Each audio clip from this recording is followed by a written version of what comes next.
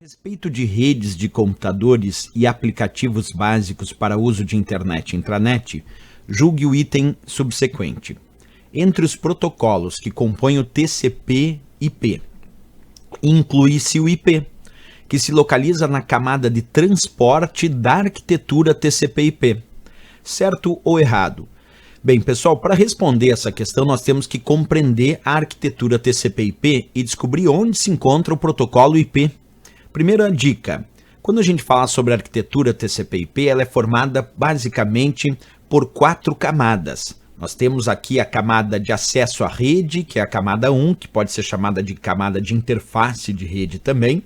Nós temos a camada 2, que é a camada da internet, também conhecida como camada de rede ou de interrede. E temos também a camada 3, que é a camada de transporte. Além disso, acima dessa camada de transporte, temos a 4ª camada do modelo TCP/IP, que é a camada de aplicação. Este é o modelo TCP/IP, porque ainda temos o modelo OSI ou ASI, que é um outro modelo aí, é de 7 camadas, mas o modelo TCP/IP é de 4 camadas. Bem, como é que funciona basicamente? Nós temos aqui na camada de aplicação os protocolos que respondem às diversas aplicações que o usuário utiliza, como o HTTP para acessar páginas da web, o HTTPS para acessar páginas da web com conteúdo criptografado, o FTP para transferência de arquivos, o Telnet para acesso remoto, o SSH para acesso remoto criptografado, o SMTP para enviar e-mail, o POP para receber e-mail e o IMAP também para recebimento de mensagens de e-mail. Já o DNS é o sistema de nome de domínios que converte as URLs digitadas em IP. O RTP e o RTSP são feitos para transmissões em tempo real. Então percebe que aqui eu dei vários exemplos de protocolos da camada de aplicação.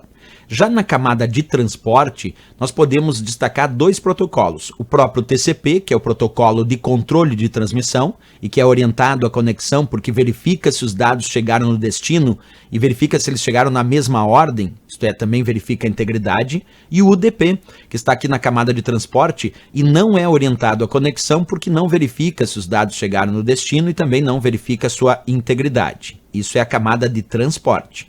Na camada de internet ou de interrede, aí nós temos o protocolo IP, que é o responsável pelo sistema de endereçamento utilizado na internet, e também o ICMP, que é um protocolo para controle de mensagens. Então, o IP, que é o que a questão pede, percebe que ele está na camada de internet, ou a camada da internet. O IP não está na camada de transporte. Na camada de transporte é o TCP e o UDP. E finalmente aqui, quando a gente fala da camada de acesso à rede, aqui a gente pode botar alguns padrões de conexão de rede, como DSL, o próprio padrão Wi-Fi, redes locais do padrão Ethernet, esses estão na camada de acesso à rede. Mas vou repetir, o IP está na camada da internet, ele não está na camada de transporte, ele é o responsável pelo sistema de endereçamento utilizado na internet. Já o TCP, esse sim está na camada de transporte. Então voltamos para a questão.